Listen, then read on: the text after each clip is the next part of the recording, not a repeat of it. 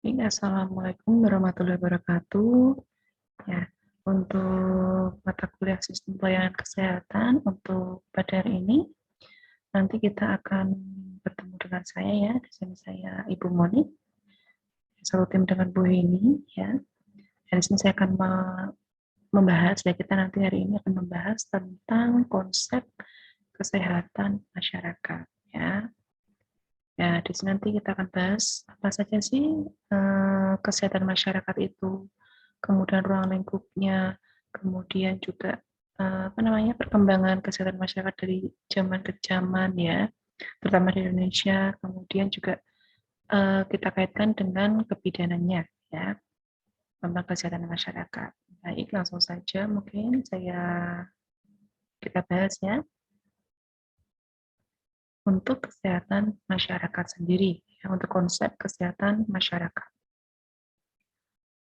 Nah, di sini untuk konsep untuk kesehatan sendiri, saya rasa untuk kesehatan tidak asing ya. Di sini kesehatan yaitu keadaan sejahtera dari badan, kemudian jiwa, dan sosial yang memungkinkan setiap orang ya untuk lebih produktif secara sosial dan ekonomi, sedangkan masyarakat adalah sekumpulan manusia yang sering bergaul atau dengan istilah lain saling berinteraksi. Jadi di sini untuk kesehatan sendiri itu tadi sehat dari jiwa, badan atau fisiknya, sosialnya, ya, di mana manusia tersebut menjadi lebih produktif, itu dikatakan sehat. Jadi kalau misalnya seorang itu hanya sehat fisiknya saja, tapi dia jiwanya terganggu, itu dinamakan tidak sehat. Ya. Jadi sehat di sini harus dua-duanya, baik fisik, kemudian jiwa, dan sosialnya atau interaksinya dengan masyarakat. Kemudian menurut WHO ya itu juga suatu keadaan yang sempurna baik secara fisik, mental, sosial serta tidak hanya bebas dari penyakit atau kelemahan. Jadi tidak hanya dia tidak mempunyai penyakit ya, misalnya kita ya. Kita di sini fisiknya itu terlihat sehat, tidak mempunyai penyakit, tapi di sini jiwanya dia terancam dan arti di sini dia mengalami gangguan ya, itu berarti tidak sehat ya. Yang namakan sehat di sini ya sehat jasmani, rohani, sosialnya juga sehat. Ya, sehat menurut Undang-Undang Nomor 23 Tahun 92 yaitu tentang kesehatan menyatakan bahwa kesehatan adalah keadaan sejahtera dari badan ya, jiwa dan sosial yang mungkin hidup produktif secara sosial dan ekonomis. Ya, jadi keseluruhan ya, menyeluruh. Nah, kemudian di sini untuk sehat secara mental atau kesehatan jiwa yang tadi kita bahas juga ya, itu adalah satu kondisi yang memungkinkan perkembangan fisik, intelektual, dan emosional yang optimal dari seseorang dan perkembangan itu berjalan selaras dengan keadaan orang-orang lain. Jadi dia di sini kondisinya emosionalnya itu lebih lebih terkontrol ya, dalam arti tidak mempunyai gangguan kejiwaan, tidak mempunyai gangguan stres mungkin ya. Itu dinamakan sehat secara mental atau kesehatan jiwa. Kemudian sehat secara sosial, ya di sini adalah peri kehidupan seseorang dalam masyarakat yang diartikan bahwa seseorang mempunyai cukup kemampuan untuk memelihara dan memajukan kehidupannya sendiri dan kehidupan keluarga sehingga memungkinkan untuk bekerja, beristirahat, dan menikmati liburannya. Nah, jadi dia lebih bisa berinteraksi dengan keluarga, masyarakat. Nah, itu dinamakan sehat secara sosial. Nah, di sini ada pun dimensi kesehatan itu sendiri, yaitu ada tadi, ada 4, yaitu fisik atau badan, mental atau jiwa, kemudian sosial dan juga ekonomi. Jadi sosial, ekonomi juga ini termasuk dalam dimensi kesehatan, di mana ini sebagai tolak ukur. Ya, tolak ukurnya apa? Keempat dimensi ini harus terpenuhi atau sehat semuanya, itu dikatakan seseorang benar-benar sehat ya menurut WHO. Nah, dimensi kesehatan saling mempengaruhi dalam mewujudkan tingkat kesehatan pada seseorang, kelompok ataupun masyarakat. Ya, jadi sini saling mempengaruhi. Ya, misalnya fisiknya sehat, ya, kemudian mentalnya terganggu, jelas sosial ekonominya juga akan terganggu. Begitu juga dengan misalnya fisiknya dia tidak sehat, ya, tapi dia tidak ada gangguan jiwa, jelas nanti juga sosial dan ekonominya juga akan terganggu. Jadi saling berkaitan, ya, saling mempengaruhi. Nah, di sini oleh karena itu, kesehatan bersifat holistik atau menyeluruh, tidak hanya memandang kesehatan dari segi fisik saja, sehingga kita sebagai seorang bidan senantiasa sebaiknya dalam menyelesaikan permasalahan atau keluhan atau permasalahan tadi dari pasien atau klien kita, sebaiknya juga diselesaikan secara menyeluruh atau holistik. Jadi tidak hanya sekedar fisiknya saja yang diselesaikan, tetapi juga jiwanya, ya, kemudian sosialnya itu kita sembuhkan, ya. Seperti yang kita ketahui bahwa orang sakit itu tidak hanya disembuhkan fisiknya, tapi juga hatinya kita sembuhkan atau jiwanya. Otomatis nanti kesehatan juga akan lama-kelamaan juga akan sembuh juga, ya. Dalam arti penyakit, misalnya dia menderita suatu penyakit, ya, di mana awal mula penyakit timbul itu jelas itu dari pikiran. Ya, dalam arti besok misalnya kita menemukan seseorang yang memang klien kita sakit, ya kita harus menyembuhkannya secara menyeluruh, ya fisiknya, ya dengan diobati. Kemudian juga kita memberikan edukasi atau motivasi untuk jiwa atau pikirannya, jiwanya itu kita berikan edukasi supaya pasiennya tersebut juga sembuh fisiknya dan juga sembuh mental atau jiwanya. Nanti secara otomatis akan sembuh juga sosial ekonominya. Jadi harus secara holistik atau menyeluruh, ya. Nah, misalnya tadi seseorang kelihatan sehat dari segi fisiknya, akan tetapi ia tidak mampu mengendalikan emosinya, ya, ketika sedih maupun senang, dengan maksud mengekspresikan ke dalam bentuk perilaku berteriak atau menangis keras-keras atau tertawa terbahak-bahak yang membuatnya sulit untuk bisa dikembalikan ke dalam kondisi normal, maka orang tersebut tidak dikatakan sehat, ya. Jadi tidak bisa mengontrol emosinya tadi, dari jiwanya, ya. Begitu pula orang yang kelihatannya sehat dari segi fisik akan tetapi tidak mampu memajukan kehidupannya sendiri dengan belajar, bekerja, ataupun berinteraksi dengan masyarakat sekitarnya, maka orang tersebut tidak bisa dikatakan sehat, ya. Jadi paham ya, di sini dimaksudkan sehat itu ya sehat secara fisik, mental, sosial, dan ekonominya. Dia bisa berinteraksi dengan orang lain, fisiknya sehat, emosinya juga bisa terkontrol, ya itu berarti benar-benar dikatakan sehat. Ya, tadi untuk kesehatan secara umum. Sekarang kita mengerucut ke kesehatan masyarakat, ya.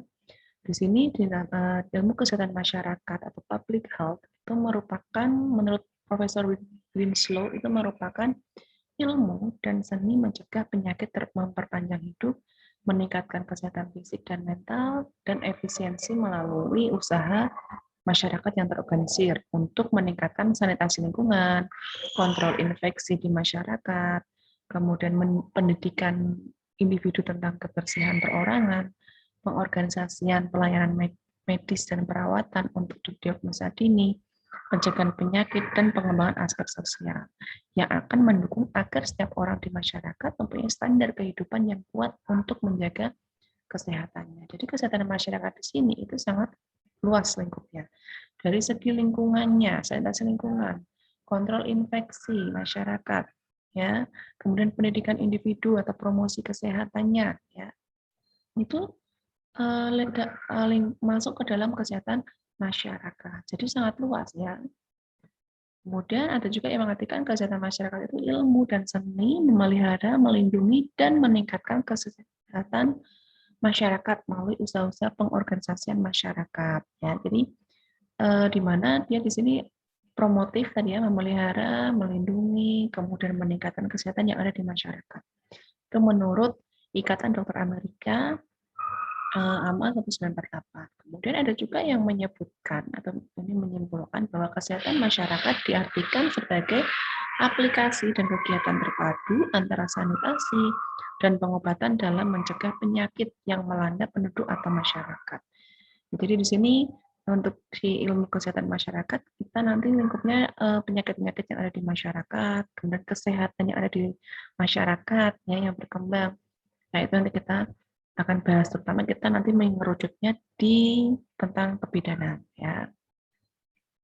Kesehatan masyarakat adalah kombinasi antara ilmu dan praktek yang bertujuan untuk mencegah penyakit tadi, mencegah terjadinya penyakit, ya, membuat tetap sehat, nah, memperpanjang hidup, ya, dan meningkatkan kesehatan penduduk atau masyarakatnya. Itulah yang dinamakan kesehatan masyarakat. Jadi kita di sini mempelajari tentang pencegahan penyakit, kemudian memperpanjang hidup manusia, dengan mengupayakan supaya tetap sehat, ya, dan meningkatkan kesehatan penduduk atau masyarakat. Nah, kesehatan masyarakat di sini adalah juga disebutkan sebagai aplikasi keterpaduan antara ilmu kedokteran, sanitasi, dan ilmu sosial dalam pencegahan penyakit yang terjadi di masyarakat.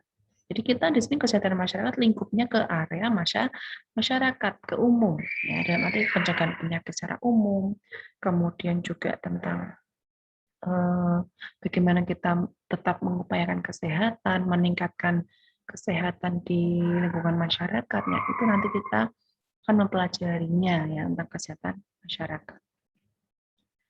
Ya, di sini faktor-faktor yang mempengaruhi kesehatan masyarakat. Ya, yang pertama keturunan. Ya, keturunan di sini dalam diartikan adanya resiko penyakit akibat keturunan seperti DM atau diabetes mellitus, asma, ya mungkin hipertensi. Ya, itu kan penyakit-penyakit keturunan di mana ini akan mempengaruhi kesehatan seseorang di masyarakat. Ya, itu misalnya dari segi penyakit keturunan tadi. Kemudian perilaku. Ya, perilaku di sini juga dapat mempengaruhi kesehatan masyarakat. Ya, dipengaruhi oleh kebiasaan, adat istiadat, kebudayaan, kepercayaan setempat. Nah, itu juga akan mempengaruhi yang namanya kesehatan masyarakatnya. Misalnya dengan adanya harus melakukan ASI eksklusif, begitu ya. ASI eksklusif harus digalakkan. Ya. Itu kesehatan, itu kan perilaku kesehatannya. Tetapi karena mungkin adat atau kebudayaan di tempat tersebut harus diberikan makanan, ya, harus diberikan makanan misalnya, sehingga mengharuskan bayi yang belum usia cukup bulan diberikan makanan tambahan seperti adat istiadat harus diberikan makanan yang habis dikunyah ibunya ya diberikan ke bayinya. Itu kan berarti sudah perilaku yang dapat mempengaruhi kesehatan masyarakat, dan masih banyak lagi contoh-contoh yang mengenai tentang kebudayaan atau adat istiadat setempat. Yang ketiga yaitu lingkungan. Lingkungan fisik ya, misalnya sampah, air, udara, tanah, perumahan. Ya, sosial juga sama, hasil interaksi antara manusia dengan manusia lain, kebudayaan tadi sudah kita jelaskan, pendidikan, ekonomi dan sebagainya. Ini jelas dapat mempengaruhi kesehatan masyarakatnya. Ya, sampah jelas ya. Sampah jika tidak dibuang di tempatnya akan menimbulkan yang namanya limbah. Limbah akan menyebabkan suatu penyakit tertentu ya. Itu sudah pasti. Kemudian pelayanan kesehatan. Pelayanan kesehatan ada tidaknya fasilitas pelayanan kesehatan atau keterjangkauannya bagaimana, pembiayaannya, program pelayanannya. Nah, itu juga dapat mempengaruhi yang namanya kesehatan masyarakat. Ya, misalnya di daerah pedesaan, jarak antara mungkin puskesmas dengan tempat tinggal itu jauh. Nah, itu juga dapat mempengaruhi status kesehatannya. Misalnya ada ibu hamil yang memang harus membutuhkan pertolongan di tempat kesehatan yang memang harus dirujuk.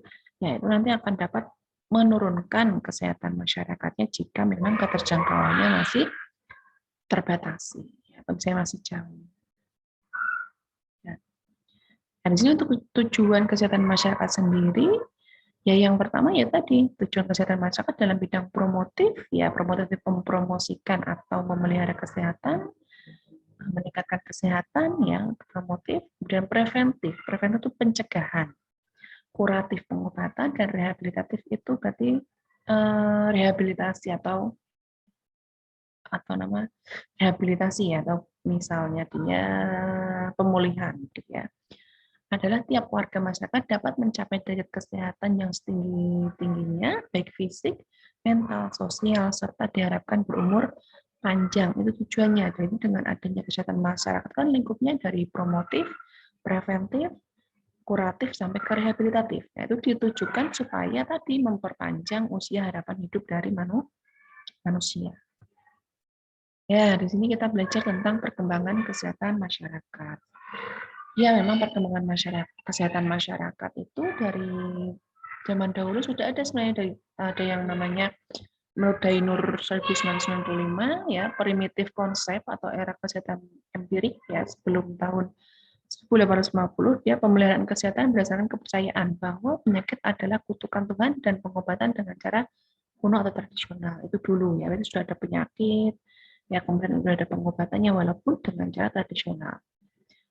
Kemudian basic science era ya, era ilmu dasar, dengan di sini penemuan-penemuan baru serta obat-obatan oleh pelopor ilmu kedokteran modern. Ini sudah mulai ada ilmu kedokteran modern untuk menyelesaikan permasalahan kesehatan di masyarakat.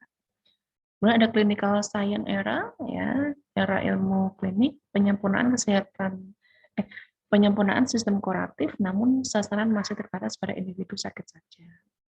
Kemudian public health ya, itu pengobatan dan perawatan kedokteran yang semula berorientasi klinik berubah menjadi orientasi masyarakat ya. Ini semakin ke sini semakin berkembang menjadi lebih fokus ya di kesehatan. Ini beberapa tokoh-tokoh kesehatan masyarakat nanti bisa dibaca ya. Kemudian perkembangan kesehatan masyarakat di Indonesia dari abad ke-16 sampai ke tahun 1927. Itu dimulai ada wabah-wabah penyakit cacar dan kolera. Kemudian ada penurunan angka kematian bayi dengan pelatihan dukun bayi ya di tahun 1807. Kemudian berdirinya lab kedokteran di Bandung ya itu tahun 88. Kemudian juga Heydrich ya, sampai ke 1927 ada sekolah Stovia, sekolah kedokteran ya. Sampai berkembang sampai ada pendaftaran dukun bayi, sampai ke 1967 seminar program Kesmas disepakati oleh sistem Puskesmas tipe A, B, C. Ya, sampai sekarang awal tahun 1990-an.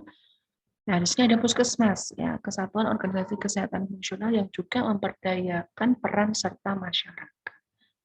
Ya, ya, itu beberapa perkembangan kesehatan masyarakat di Indonesia. Jadi memang sangat berkembang dari tahun ke tahun, lebih maju dan memang lebih ke arah ke kesehatan masyarakatnya dengan memberdayakan atau pemberdayaan dari masyarakatnya. Kita memberdayakan masyarakatnya untuk menciptakan atau meningkatkan kesehatan yang ada di masyarakat.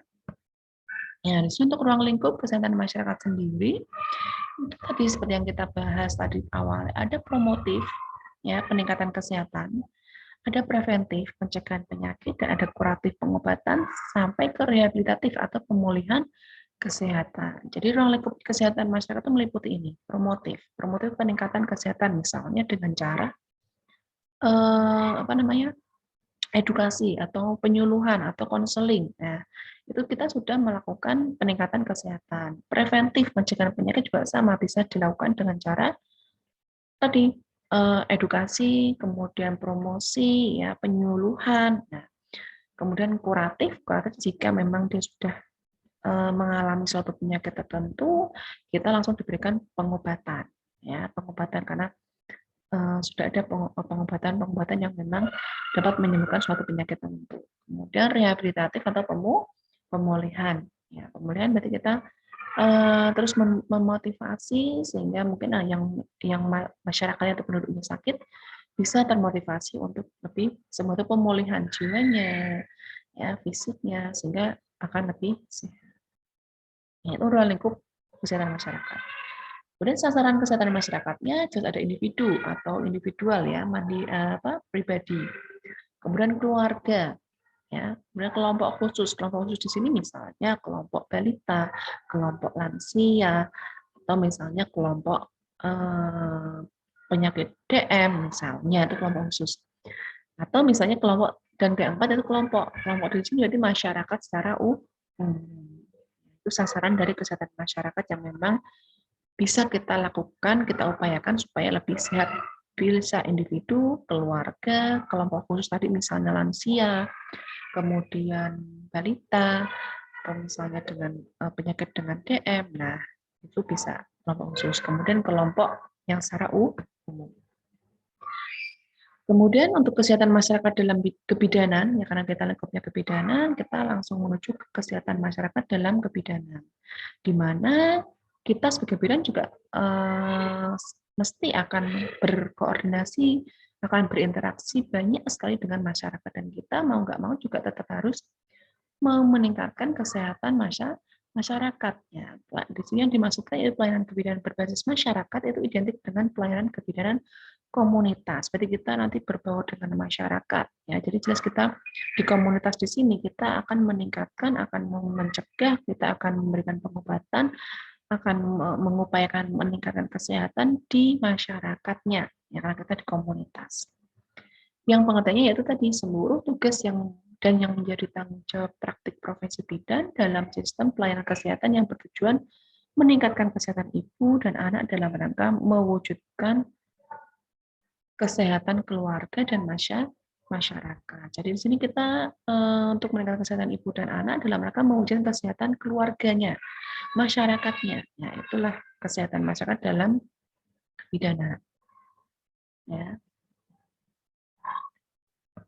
Kemudian sasaran pelayanan kebidanan komunitas, yaitu sasarannya pelayanan kebidanan berbasis masyarakat atau komunitas adalah individu, kemudian keluarga dan kelompok masyarakat. Ya, sasaran utamanya adalah ibu dan anak dalam keluarga. Jadi kita di sini karena kita sebagai bidan, kita lingkupnya ke ibu dan anak, tapi dalam lingkup keluarga, sehingga dapat menciptakan atau meningkatkan kesehatan keluarga di masyarakat. Ya, menurut Runjati 2011, menyatakan bahwa pelayanan kebidanan berbasis masyarakat juga berarti upaya yang dilakukan oleh bidan untuk pemecahan masalah kesehatan ibu, bayi, dan anak balita ya di keluarga dan di masyarakat. Jadi kita sebagai bidan ya tetap kita lingkupnya ke ibu, anak, bayi, balita di keluarga dan di masyarakat. Ya. Jadi kalau misalnya di lingkup keluarganya sehat, otomatis masyarakatnya juga akan sehat juga ya. Kemudian pelayanan kebidanan mencakup upaya pemeliharaan dan peningkatan kesehatan melalui kegiatan seperti posyandu, polindes, bidan di desa, petugas penyalur kontrasepsi, dan lainnya.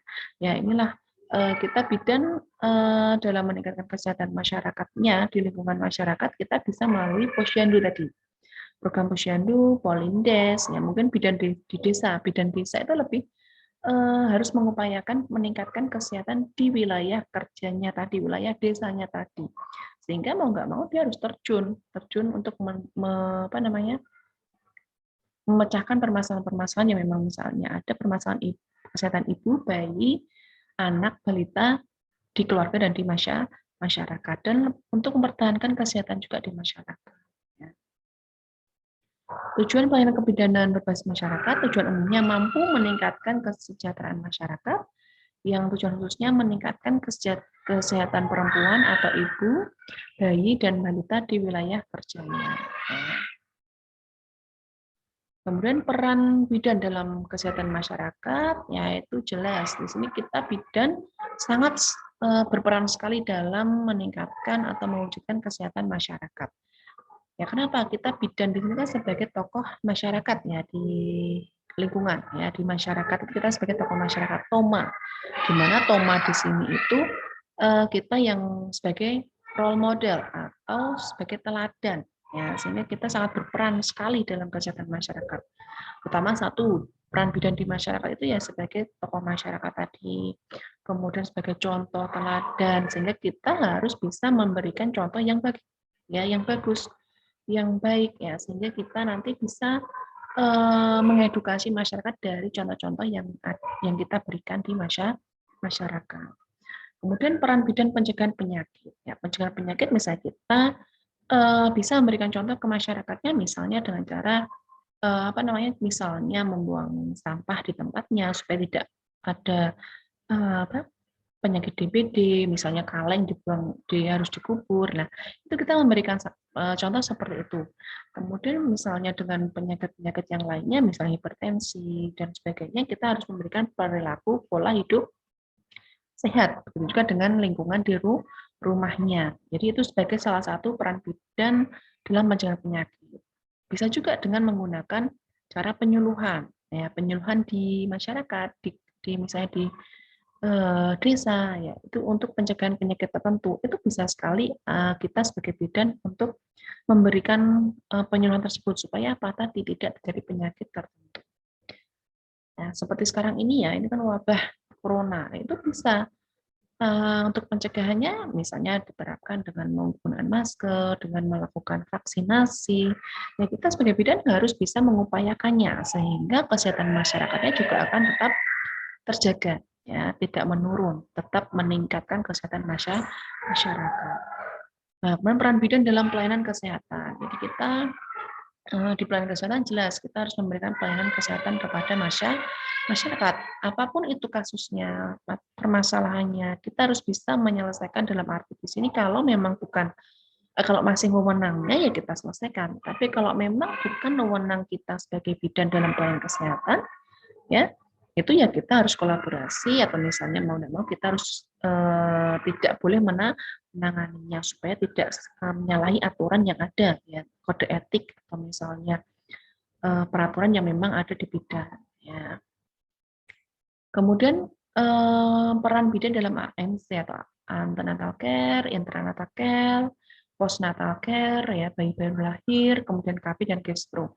Itu kita juga masuk ke dalamnya, di mana nanti dari beberapa pelayanan ANC, INC, PNC di sini, ya itu juga salah satu upaya untuk meningkatkan kesehatan masyarakat. Misalnya dari ANC, ibu yang hamil harus kita pantau sebagai bidan, kita harus memeriksa, harus memberikan edukasi, motivasi supaya proses kehamilannya lancar sehingga tidak ada yang namanya komplikasi, sehingga tidak ada angka kesakitan, ya sehingga kesehatan juga akan meningkat. Begitu juga dengan INC atau intranatal care atau persalinan pada proses persalinan. Ya, itu akan berkesinambungan dari kehamilan, persalinan, nifas, sampai BPL itu akan berkesinambungan. Di mana kehamilannya sehat, ya kita juga harus memantau di persalinannya. Ya, persalinannya kita juga harus memantau, memberikan edukasi, memberikan pelayanan yang baik ya supaya apa kesehatan masyarakatnya juga akan meningkat, ya. Jadi itu peran bidan dalam kesehatan masyarakat. Jadi memang semua ini ikut andil yang untuk meningkatkan kesehatan di masyarakatnya, ya. Walaupun mungkin lingkupnya kita awalnya ibu, bayi, anak, tetapi kita juga itu merupakan bagian kecil dari keluarga.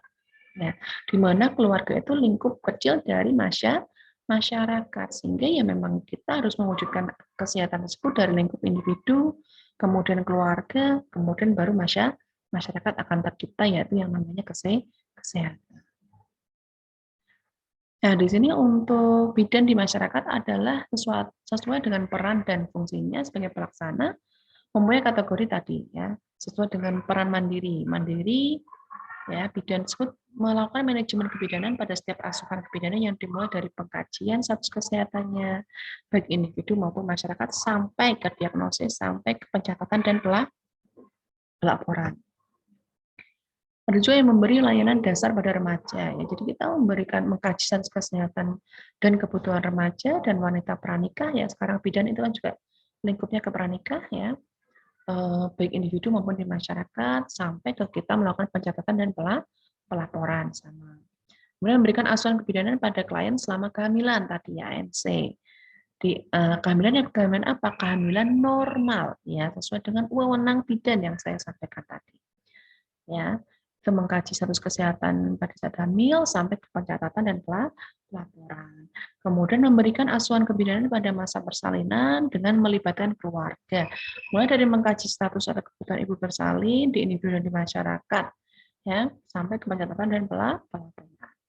Di masyarakat, bidan harus menentukan jadwal kunjungan rumah pada keluarga. Adapun dalam pelaporan, bidan wajib melaporkan tindakan dalam persalinan baik di desa, kecamatan, puskesmas, maupun di dinas kesehatan kabupaten atau kota. Ya. Kemudian memberikan asuhan kebidanan pada bayi baru lahir. Ya. Itu mulai dari kita mengkaji status kesehatan dan kebutuhan bayi baru lahirnya, sampai ke pencatatan juga. Dan kita di sini harus melihat jadwal kunjungan pada saat BBM. Biasanya dilakukan sekalian pada saat kita kunjungan nifas. Kemudian memberikan asuhan kebidanan pada ibu nifas dengan melibatkan keluarga. Jadi kita pada saat melakukan asuhan kebidanan pada ibu nifas, kita juga bisa melibatkan keluarganya supaya ibunya dapat keluarganya dapat membantu atau memberikan motivasi yang baik. Ya, itu misalnya juga memberikan masalah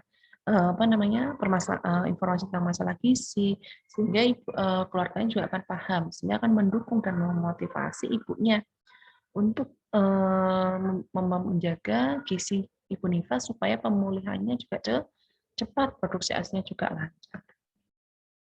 Kemudian dari KB sendiri ya, kita juga memberikan asuhan pada pasangan usia subur yang membutuhkan pelayanan KB. Mulai dari pelayanan KB sampai ke pencatatan dan pelaporan. Nah, semua lingkup di sini ya, lingkup di sini tadi yang memberikan asuhan dari mulai kehamilan, pranikah, hamil, sampai ke KB, itu merupakan peran bidan di kesehatan masyarakat. Ya, di mana di sini lingkupnya dari individu terlebih dahulu, di mana individu itu lingkup kecil dari keluarga, kemudian keluarga itu merupakan lingkup kecil dari masyarakat, di mana dari misal individu yang sehat, keluarga yang sehat akan tercipta masyarakat yang sehat, sehingga kita sebagai bidan juga harus mampu melakukan tadi mengedukasi, memotivasi, memberikan penyuluhan di masyarakat tentang kesehatan, ya pentingnya kesehatan. Nah, pencegahan penyakit, kemudian bagaimana pada saat proses mungkin kehamilan, persalinan, itu kita harus memberikan pengetahuan yang lebih pada masyarakat sehingga nanti kesehatan masyarakat akan lebih meningkat dan kesejahteraan akan terjamin sehingga memperpanjang harapan usia hidup manusia. Jadi itu sekilas tentang kesehatan masyarakat ya, terutama juga lingkup peran bidan di kesehatan masyarakat memang sangat penting sekali sehingga untuk mewujudkan kesehatan masyarakat diperlukan tokoh masyarakat seperti kita, seperti Anda ya, yaitu bidan. Ya, sehingga saya harapkan dengan adanya materi ini nanti bisa membuka wawasan supaya Anda besok menjadi bidan lebih mudah untuk berinteraksi dengan masyarakat sehingga akan mewujudkan wilayah yang sehat, ya keluarga yang sehat dan kesehatan masyarakatnya juga akan terjamin.